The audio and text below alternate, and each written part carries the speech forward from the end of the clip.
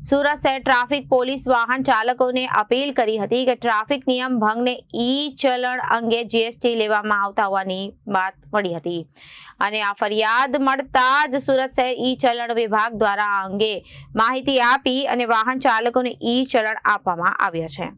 સુરત શહેર ટ્રાફિક પોલીસે વાહન ચાલકોને અપીલ કરી ટ્રાફિક નિયમ ભંગના ઈ ચલણ અંગે જીએસટી લેવામાં આવતા હોવાની માહિતી મળી હતી અને ફરિયાદ મળતા સુરત શહેર ઈ ચલણ વિભાગ દ્વારા અંગે માહિતી આપવામાં આવી હતી। વાહન ચાલકોને ઈ ચલણ આપવામાં આવ્યા છે। તેઓને માત્ર સરકાર દ્વારા નિર્ધારિત વેબસાઇટ પરથી ઈ ચલણ સમાધાન શુલ્ક ભરવા કરી અપીલ કરવાઈ હતી। પરિવહન ગવર્મેન્ટ ઇન પર વી કોડ ગવર્મેન્ટ ઇન પર ઈ ચલણની દંડ ભરવા અપીલ કરી હતી। ઘણા કિસ્સાઓમાં વાહન ચાલકો દ્વારા એજન્ટ મારફતે અન્ય થર્ડ પાર્ટી એપ્લિકેશનને ઈ ચલણ ભરવાથી વધારાનું ચાર્જ વસૂલ કરે અને એમ પરમાર ડીસીપી ટ્રાફિક રિજિયન દ્વારા માહિતી આપવામાં આવી હતી।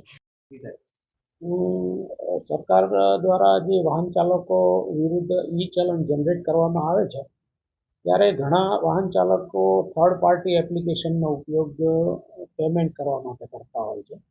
દાખલા તરીકે કાર24 કે એ ટાઈપની, તો એમાં એ લોકો જે એપ્લિકેશન છે એની કંપની એના ઉપર સર્વિસ ચાર્જ અને જીએસટી ટેક્સ લગાડતી હોય છે।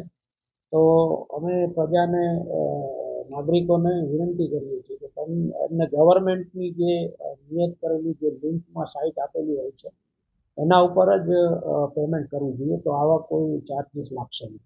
અને આ માટેનું અમે ઈ ચલણ વિભાગ જ્યાં છે ત્યાં પણ અમે અગાઉથી એક બોર્ડ તો ઓપ્શન માટે લગાવેલું જ છે કે તમે આ ઈ ચલણ પરિવહન .com અને વી કોર્ટ્સની સાઇટ ઉપર જઈ અને જો દંડ ભરશો તો આમાં કોઈ આવી વધારાના ચાર્જીસ લાગશે નહીં। Reporter Arvind Rathod, Janadesh news, Surat.